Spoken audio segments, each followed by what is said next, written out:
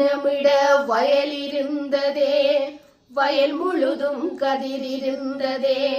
கதிர் கொத்திட கிளி வந்ததே, கிளிகள் பாடும் பாட்டிருந்ததே. அந்நாட்டில் நிழல் இருந்ததே, மண்வெளியில் மரம் இருந்ததே.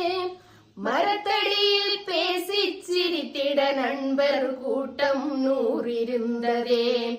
நல்ல மழை பெய்திருந்ததே, நரகத்தீ சூடில்லையே. தீவட்டி களவில்லையே, தின்றது எதுவும் நெஞ்சில்லையே. ஒரு வீட்டில் அடுப்பறிந்தால்